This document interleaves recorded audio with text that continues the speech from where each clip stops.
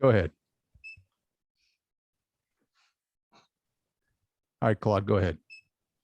I would like to welcome your listening audience to My Superior Self. My name is Claude AnShin Thomas, and I'm really glad to be here with Trey. I can't thank you enough for joining. We were talking about a little bit earlier, your book At Hell's Gate, A Soldier's Journey from War to Peace. Your story is just one of transformation, one of inspiration, and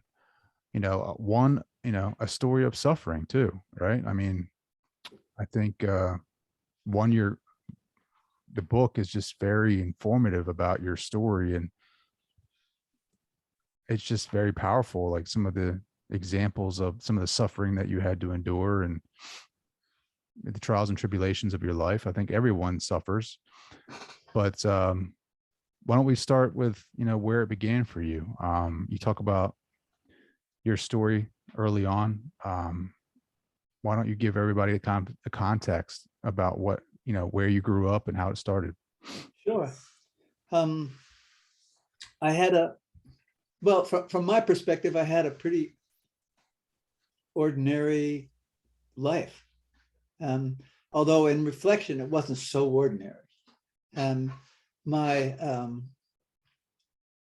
My father had a master's degree in biochemistry and was a school teacher. My mother never graduated from high school. My father taught. Interesting. He had a degree he had a master's in microbiology, and he taught U.S. history and driver education. He never worked in this field. I was born in Meadville, Pennsylvania. It's sort of center west Pennsylvania. And I grew up for the majority of my life, say 5 to 17. I lived in a place called Waterford, Pennsylvania. Waterford's just south of Erie, about 25, 28 miles. When I lived in Waterford, it was really a very small farming community, like 900 people in town. There was one traffic light, and the two roads in the center of town, one went around the ballpark, and the other two went around just a regular park with a gazebo in it. And then they went out of town. As they went out of town, they went about half mile, a mile out of town, then they turned to dirt. The majority of roads in the area where I grew up were dirt. My father had been a soldier in the Second War, and I would probably say 60 to 80%, maybe more, of the men of my father's generation in Waterford had served in the Second War. Those men were my role models. Those men gave me infused me with the information that provided my view on the world. They never told the truth about their experiences, never. I was an athlete in high school and very successful. I played 3 sports: football, wrestling, and baseball. And my football coach, the head coach, and the line coach were both combat veterans, one from the Second War and one from the Korean War. And my line coach had been wounded. He had an arm that he couldn't straighten out. I understand today, having myself been a combat soldier and wounded, the impacts that has on one's life and how that then shapes a particular worldview. Like my father, most of the men that I encountered of my father's generation in town, those who served and didn't talk about their experiences, they would hang out in one veterans fraternal organization or another. Some of them would, not all. And they would tell these grand kind of war stories, these heroic, fun things, and get drunk. That's just what they did. That's what my dad did. My dad died at the age of 53 He turned 53 at the end of May, and in July he died. He died of a massive heart attack in his sleep. Although I know that his lifestyle killed him. He drank alcoholically, smoked 50, 60 cigarettes a day, and he never told the truth about, he wasn't capable of dealing with the emotional, psychological, spiritual aspects of what he'd seen and done in war. The family I grew up in was quite violent, and my mother was the main perpetrator of that violence. So I learned at a really young age that if my mother went off on me and started to punch or hit me or slap me around, if I didn't react, if I didn't cry, if I didn't yell, if I didn't scream, and she stopped. It was something about my not reacting that took the energy, just sucked the energy right out of whatever was going on. That's not to say that I didn't. Corporal punishment was the norm when I grew up, and I can remember on one occasion my father telling in Waterford, Pennsylvania, in the summertime, as a young boy, let's say from 8 on, I wake up in the morning, have breakfast, and I take off. No parents, no supervision, just the kids hanging out. We go down to, there was a lake there, we go down to the lake, hang out, we play kickball, swim. And, we were told to come home, and we came home. It was just wide open. Mm-hmm. Now, in the springtime, as the snow was melting and the rains were coming and the temperatures warmed up, because Waterford is located in that snow belt off the Great Lakes, so we get plenty of snow. Mm-hmm. The lake would flood and the streams feeding it would flood. And my father served on the rescue squad. He was like a current day EMT. And every year people would drown. They would drown in the rivers around French Creek, Allegheny River, LaBeouf Creek, they would drown. They get caught up, they'd be out there with their canoes or so, and they get caught up. I remember going out to play, and my father told me, don't go down to the lake. I don't know if I went down there or not, but he told me to be home at 4:30. I didn't come home. I don't know what I was doing. I don't remember that. He went out looking for me, and no one had seen me around. Everybody knew everybody in Waterford, so no one had seen me around, or so the story goes. He went down to the lake. Now I had a brand new pair of sneakers, a brand new pair of Keds. If you know what Keds are, they were like happening. Mm-hmm. So brand new pair of Keds, and my father saw footprints that he thought were mine going into the water but not coming out. When he got home, I was already home. My father, not having the capacity to recognize his fear, his insecurities, his powerlessness, the only thing he had access to in that moment was rage. And he grabbed me, dragged me into the bathroom, took off his belt, and started to whip me with his belt because I hadn't been home at 4:30. At a certain point, he was in a, how is it? There's a book, Achilles in Vietnam, Combat Trauma and the Undoing of Character, written by Dr. William Shea. It's an incredibly insightful book regarding post-traumatic stress. And he talks about the berserk stage. So in this moment, my father he must have entered into this berserk stage, because at a certain point he stopped. He sort of realized what was going on, and he stopped. And then he started to dress my wounds. They put mercurochrome on them, or methylate, something, because I was black and blue and bleeding from the middle of my neck to my ankles. It was as if he had tied me up to a post and whipped me. I mean, essentially, that's what he did. Sure. Now, my father's not a good or bad person because of that. I mean, he was responsible for that, but he's not good or bad.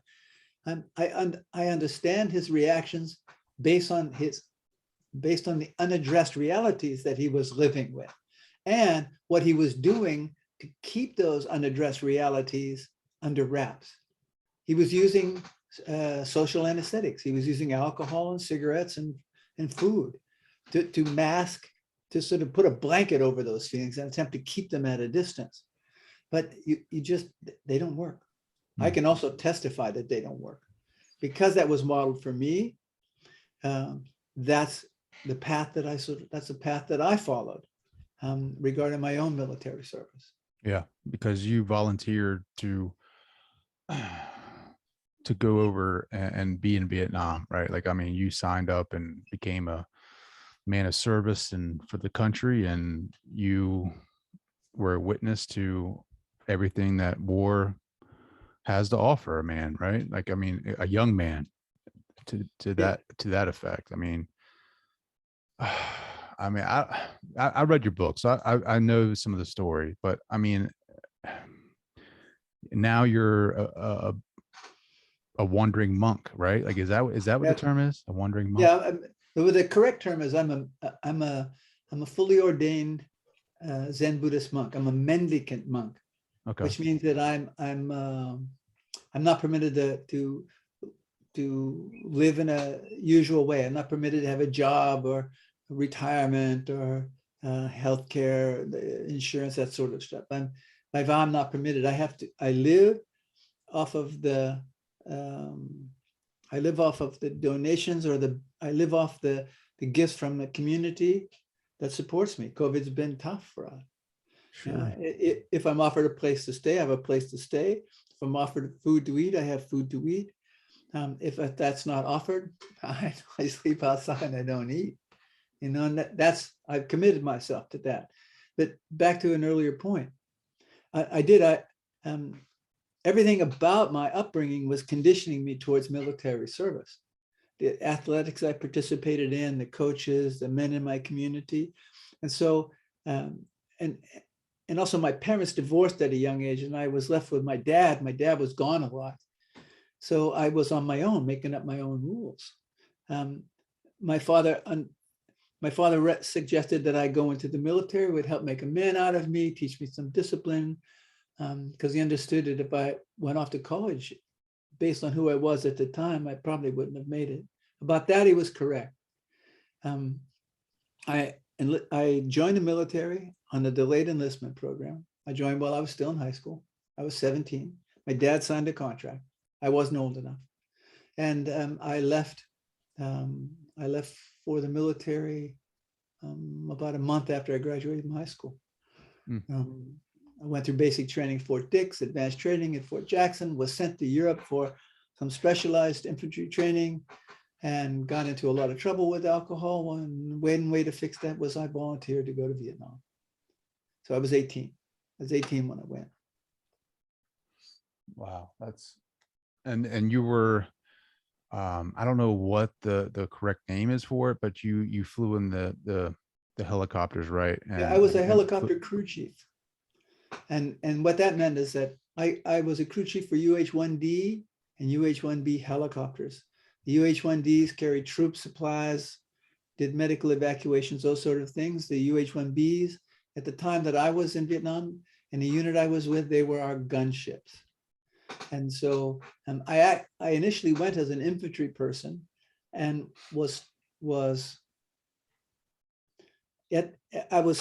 my initial 10 days in Vietnam were with the 90th Replacement Battalion in Long Binh. And we would stand formation every day and count off. And every day they would take a certain group of people and they would just get randomly assigned to units that needed people. Mm-hmm. And one day I just got randomly assigned to an assault helicopter company as a door gunner, a machine gunner. I'd never laid eyes on a helicopter. I didn't know anything about them. Mm-hmm.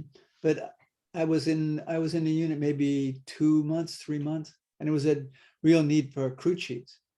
And so I was invited to change my job title from infantry to aviation. And I did that on the job. So my job in the air was the same. I was a machine gunner, but I was also responsible for the maintenance of the helicopter. Sure. And you flew a lot of missions, which in turn had a lot of casualties associated with those. And then you talk about something that was very interesting that I thought I didn't even think about this. Like when you were returning home back to the States after your tours of duty in Vietnam, like you weren't welcomed, right? Like, I mean, you had a different welcoming than most past war heroes. Can you talk about that? Well, it's it's quite. Because back then it was like, It's true. There were.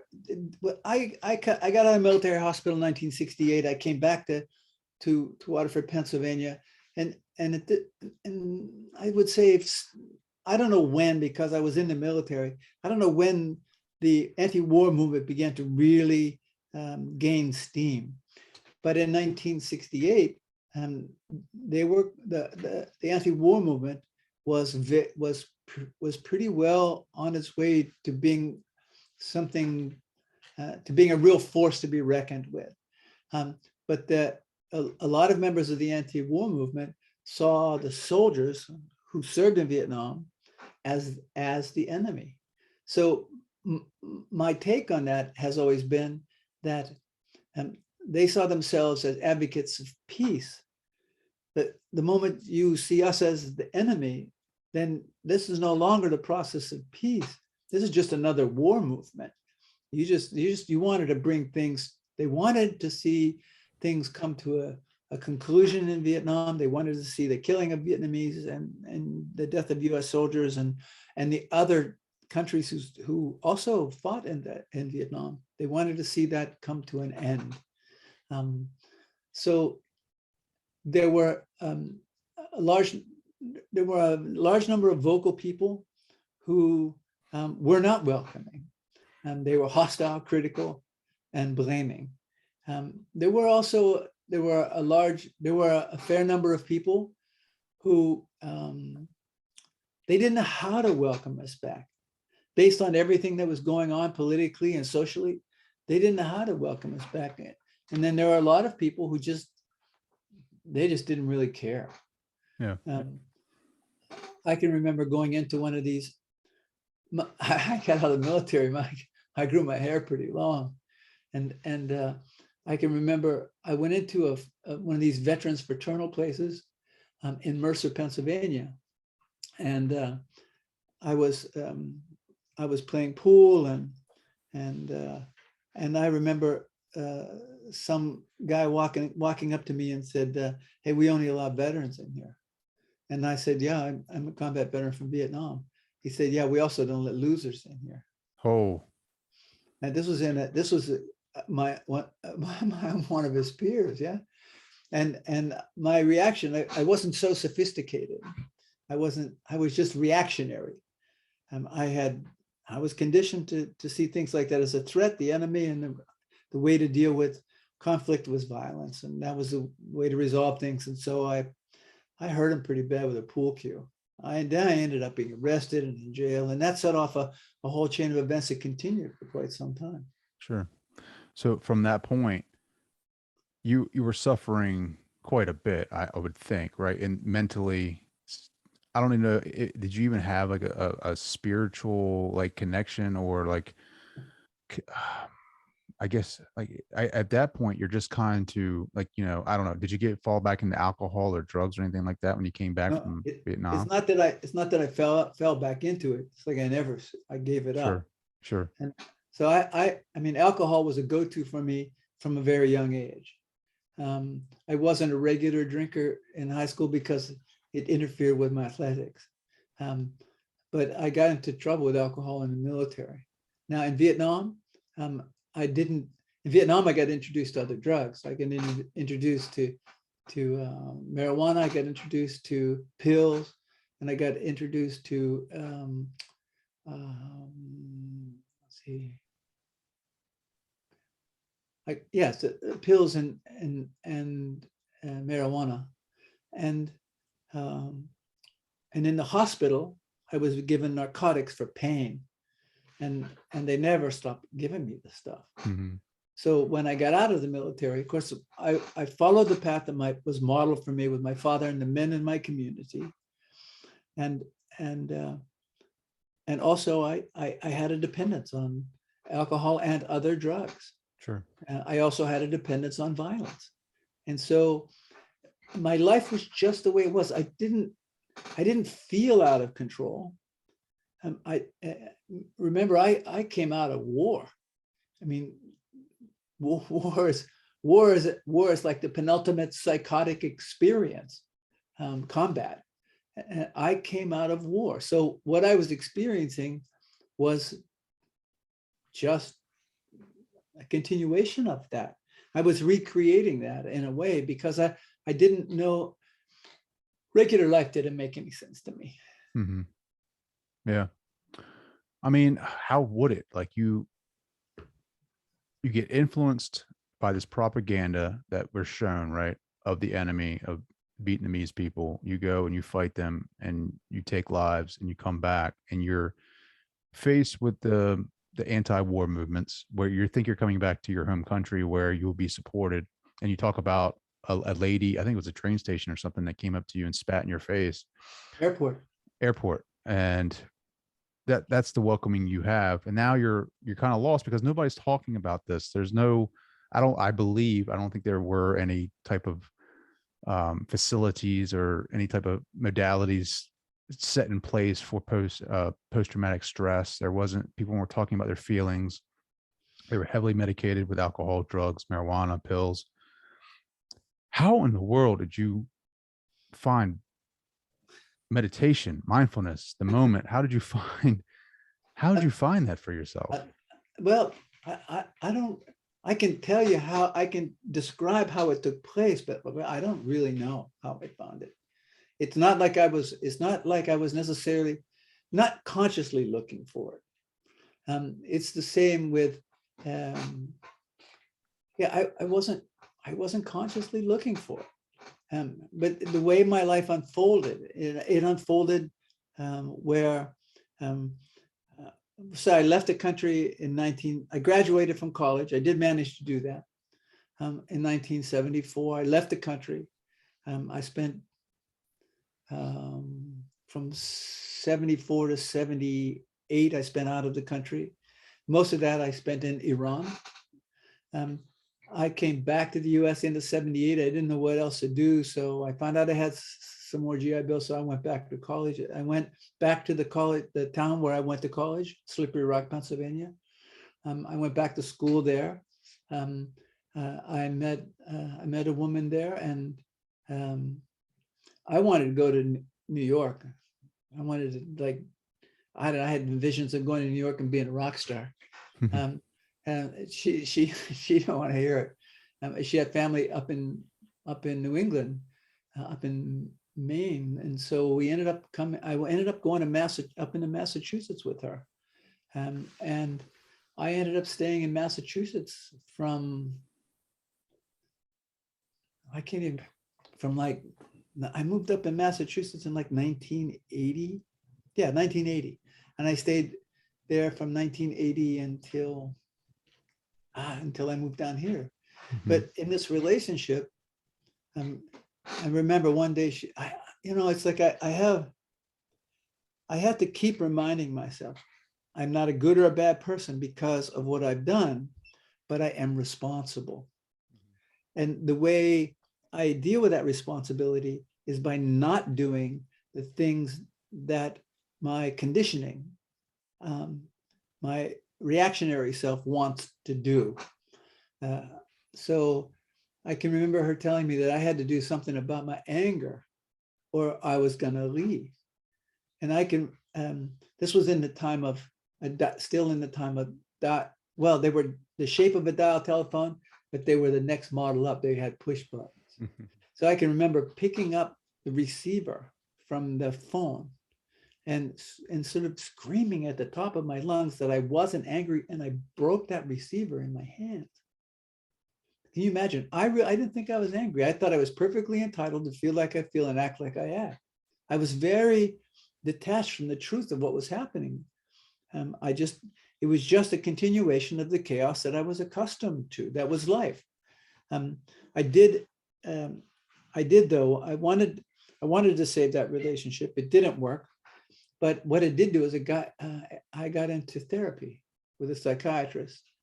And this guy helped me to save my life because the overdoses were coming closer and closer together. And life just didn't make a lot of sense.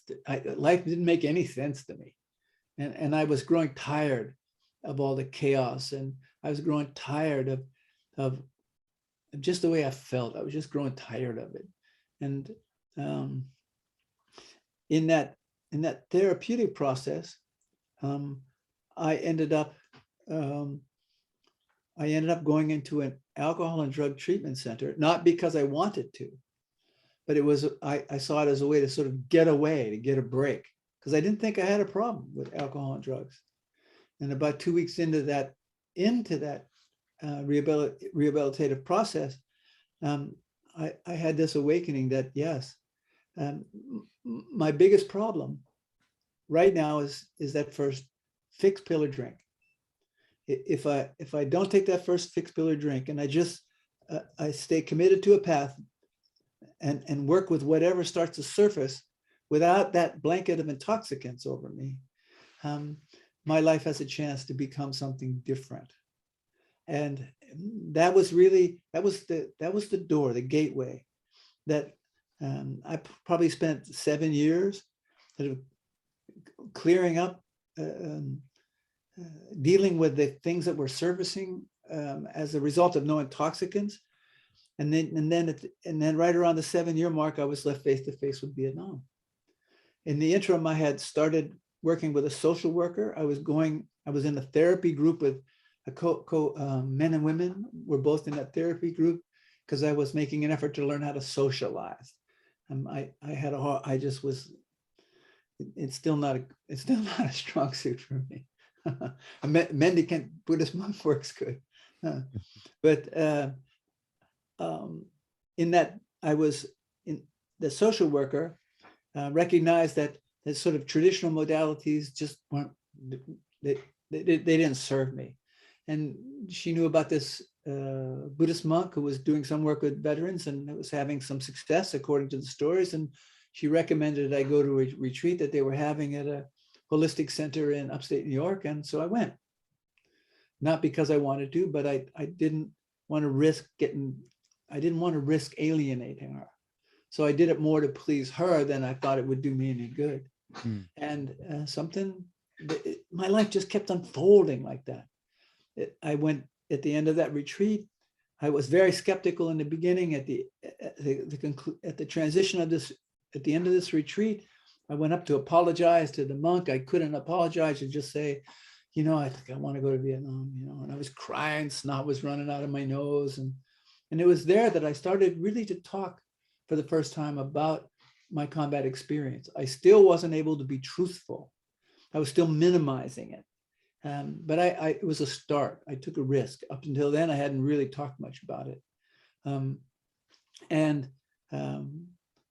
What they said to me when I said I want to go to Vietnam, they said, first, before you do that, come to our monastery and let us help you. Because if you go to Vietnam now, you'll get exploited. So you wanted to go back to Vietnam to yeah, I just wanted to go back. To go back to like for not as a soldier, but as for like yes, asking for forgiveness or like asking. No, like, I just wanted to go back. Yeah. There was something about I just wanted to go back. I didn't have a particular agenda. It's like I wanted to go back there and experience the country. I don't know why. I just wanted to go back.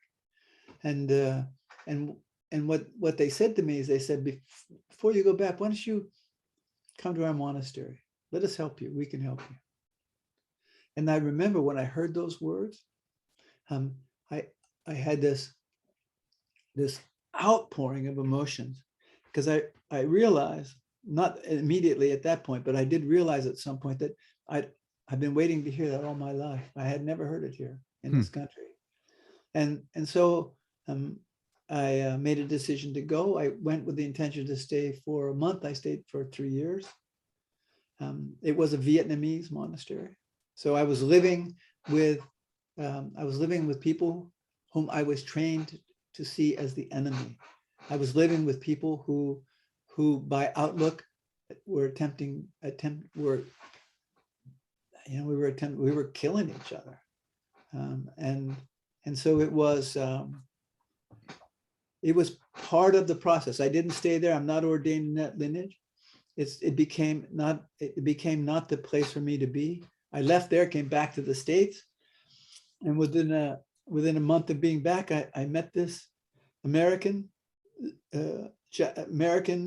Buddhist monk who was ordained in a Japanese Zen lineage, and he was. I was living in Concord, Massachusetts, and their monastery was in Yonkers, New York, and I was very interested with how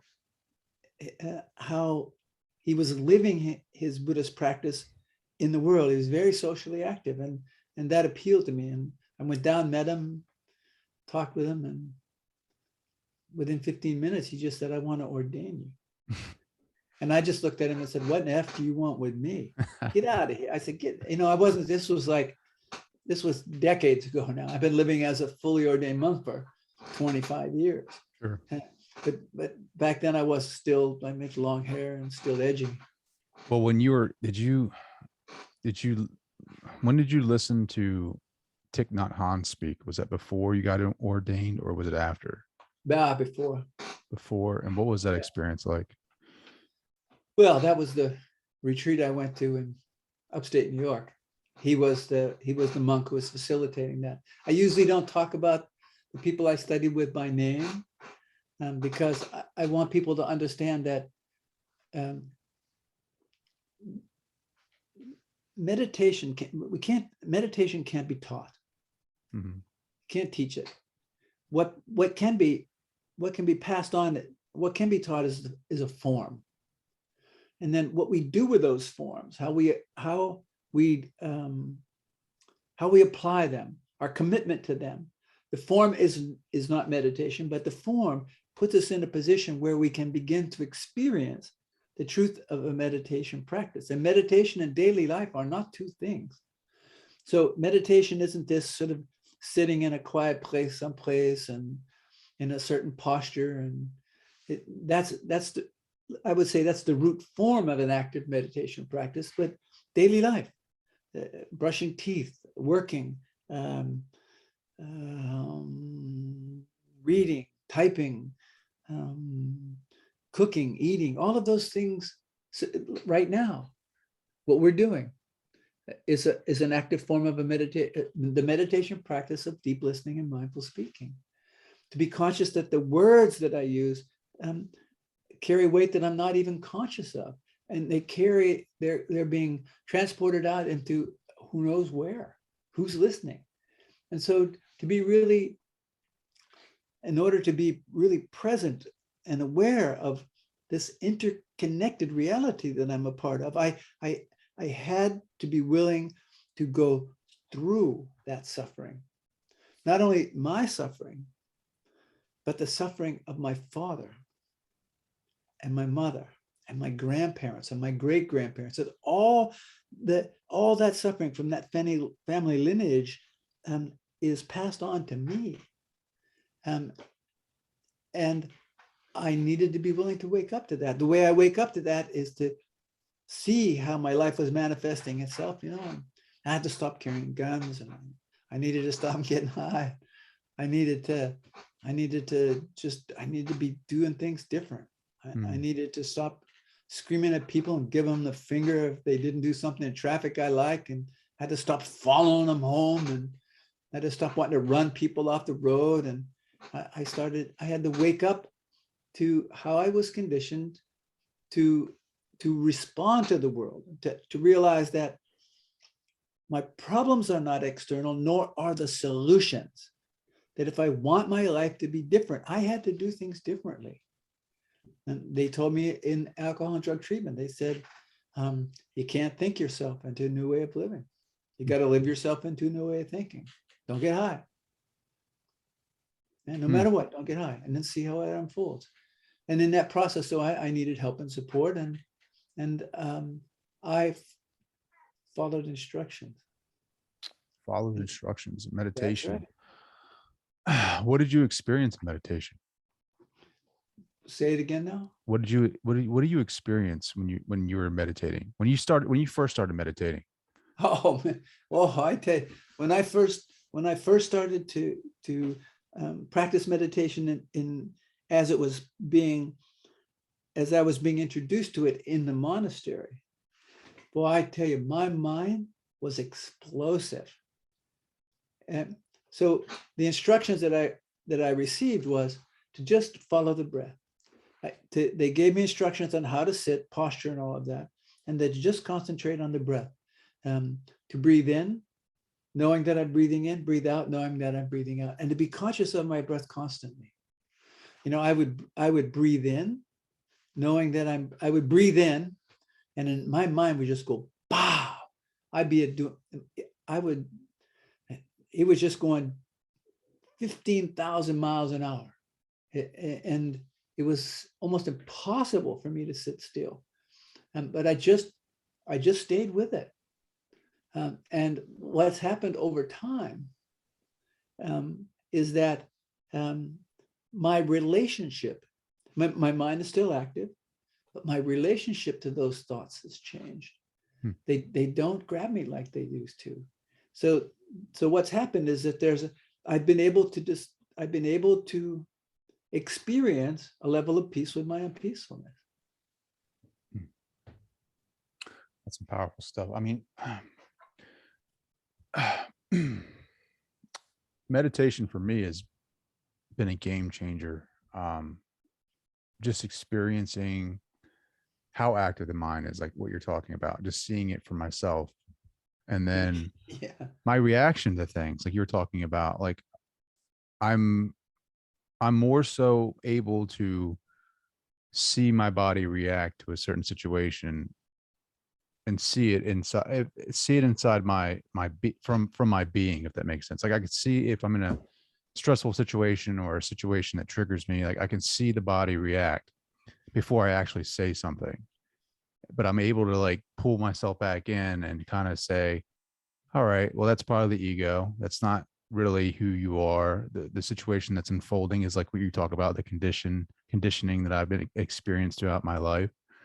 And just take a step back and kind of allow the body to do what it has to do, and then speak from a place of peace, if that makes sense. Well, I understand that that's your experience right now as you engage in a practice of meditation, and whatever practice that is for you. But this is what I make an effort to it's how my life has evolved I'm it's my life. I'm bearing witness to it. I'm participating in it. But it's like pretty amazing to me. It's pretty interesting to me. I mean, I get invited. Everything I do for free. I'm not permitted to charge any money for anything. I get invited to facilitate meditation retreats all over the world. I get invited to speak publicly all over the world. I do a lot. I go into places where people in my capacity as an ordained person don't often go. I go into active war zones. I go into locked psychiatric facilities. I go into maximum security prisons. I go into refugee camps. I'm going into forensic hospitals. I'm going and I take the practice of meditation into these places. I take the practice of an active I take the reality of an active meditation practice into these places, understanding that there isn't one size-fits-all my method. Yes, exactly. There isn't a I pass on to them exactly what I'm doing here. But how that gets delivered to a particular group of people changes regarding that as regards to that group of people. Because it's their perception, it's their experience of that meditation that allows them to see inside, peer inside their suffering or their being. Or just to learn how to be present, to bear witness to it and not react to it. The person that I was in Vietnam, I am still that soldier. And so I have no wish to not be that soldier. However, I'm not driven or locked into a way of perceiving the world, a way of reacting to the world as I was when I was an active soldier. But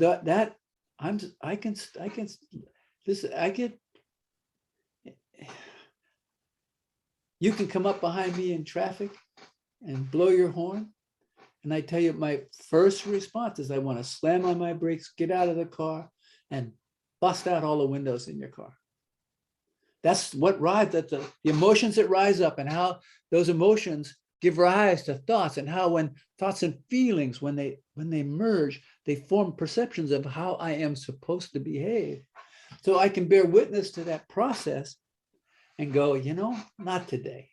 I don't think that's just not a good idea today. Yeah. I think that's fascinating, but it's also fascinating how you, as this Buddhist monk who travels, who goes on these Pilgrimages. yeah, across the country. I mean, you did one in Europe that was fascinating. Several. And you did one here in the United States. The one in Germany was just like, you talk about that, because you went to these places where, like Auschwitz and these places that are iconic in World War II and World War I. I mean, Yes. what was that like? Well, I actually walked from Poland to Vietnam. And in that pilgrimage, I was visiting places of current fighting or past fighting.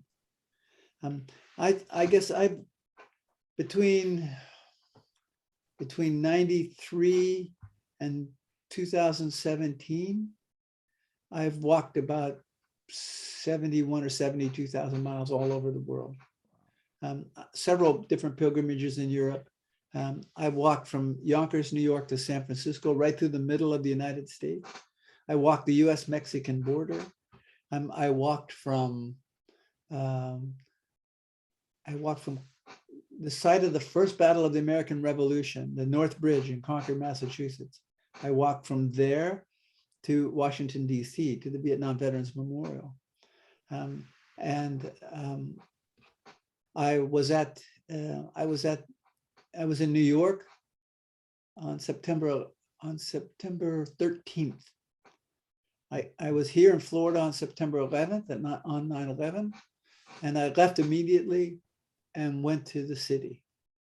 And on the 13th, I evaded. This is the skills I have as a soldier. I evaded the security and things and got myself down to the side of the Trade Center, where they were just beginning the process of recognizing what had happened, coming to terms with that.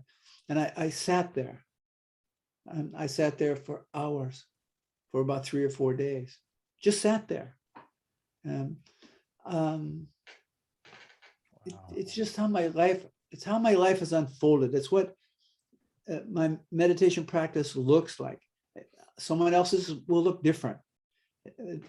Somehow my military service, my combat service, has uniquely prepared me to go into the kind of places that I get invited into, and to really, I'm there to bear witness, because in that place, as I'm unwaveringly committed to an active meditation practice, what that means is, in those experiences that I'm having, it's not what I give to them, but what rises in me as a result of my interaction in these spaces. So I get to know myself more intimately. And as a result of that, I'm able to be more present in these situations, and not attempt to convince or convert, but rather just to really learn. Waking up is about learning what life is giving to me all the time. Learning about what life is giving you all the time.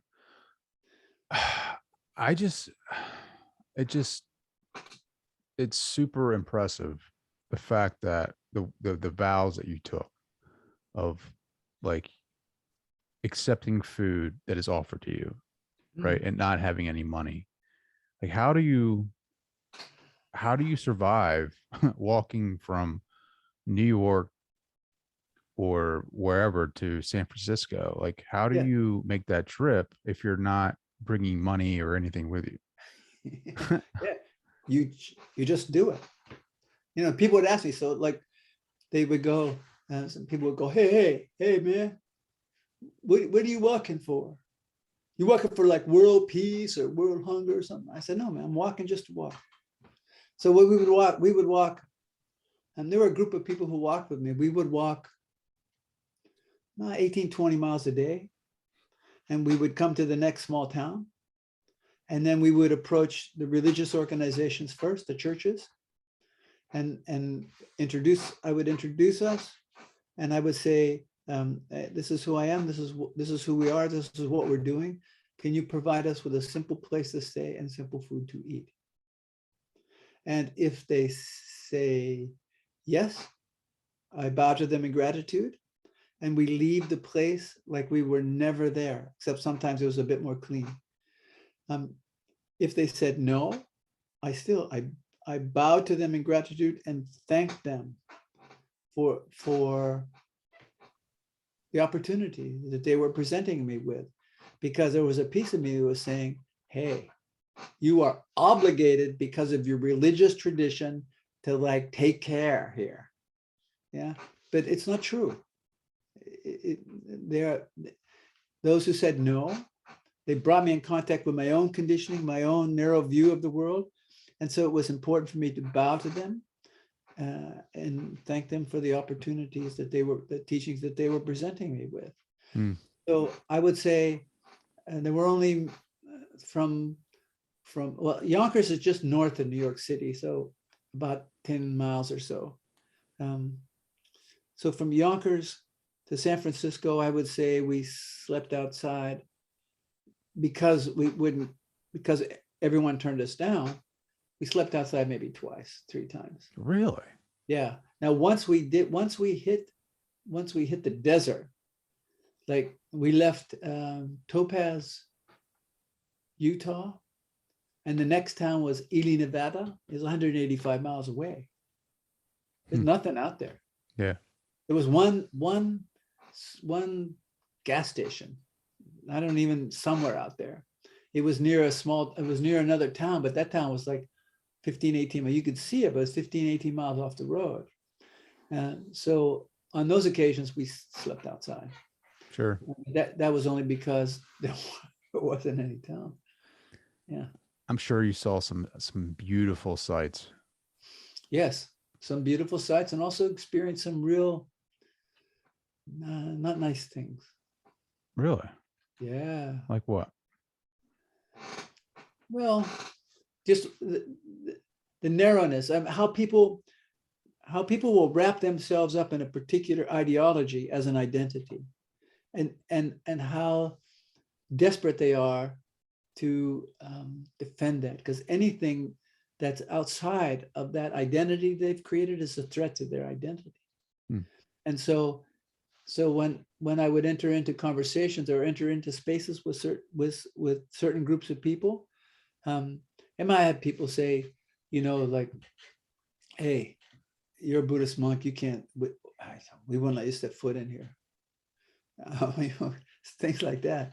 It's like I just go, wow, But there was, for example, we were in Ohio, and we weren't going to be able to get to the next town before dark.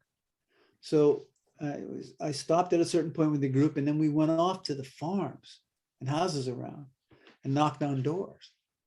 And my assistant at the time, I watched her. She went up to this one house and farm, and saw her knock on the door, and the door opened, and there was some conversation there, and then the door closed, and then my assistant was coming back, and I thought, oh, I guess we just sleep outside, don't eat.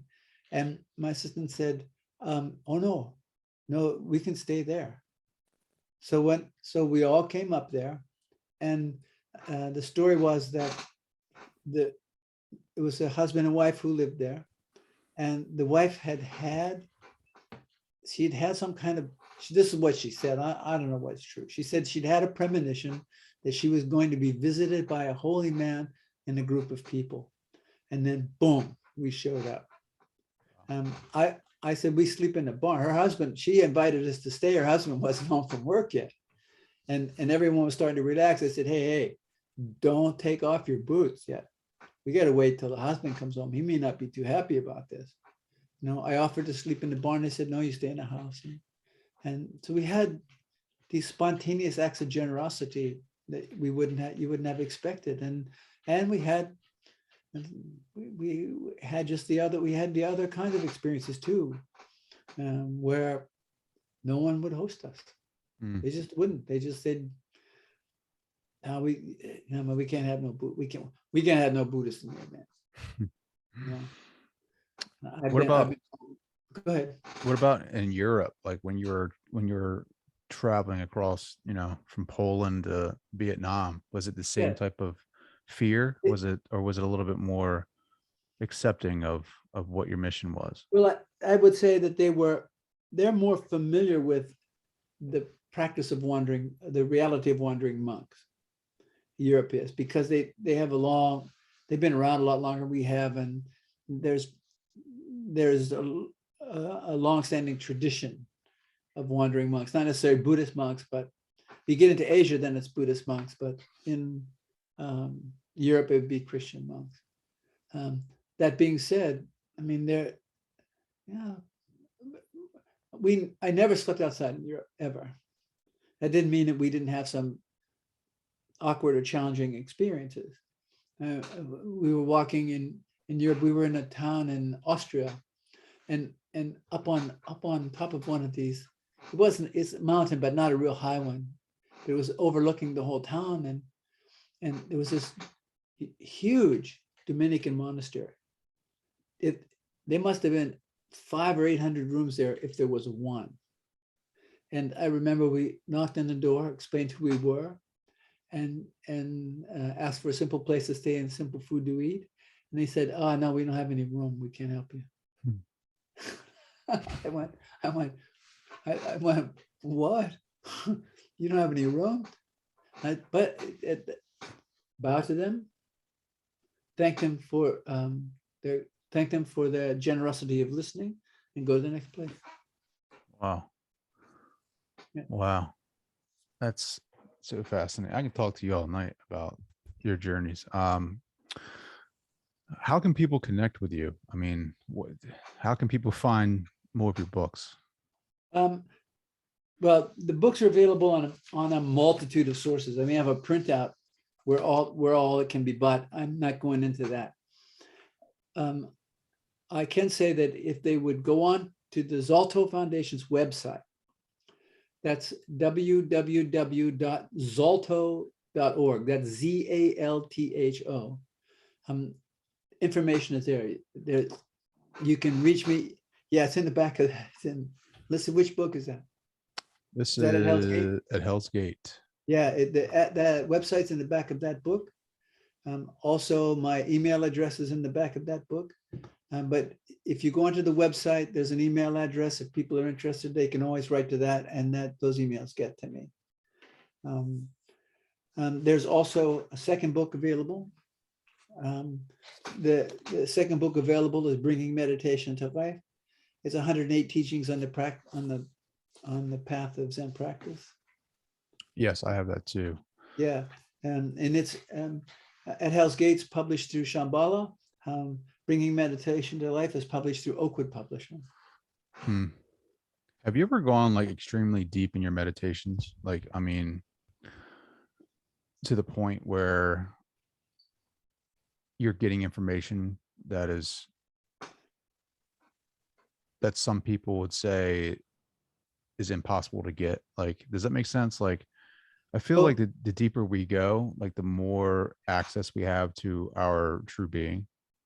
well, I, I have a particular way of looking at this experience. I don't make a discrimination. I don't discriminate between shallow or deep. Um, what I can say is that if a person is willing to sit just to sit,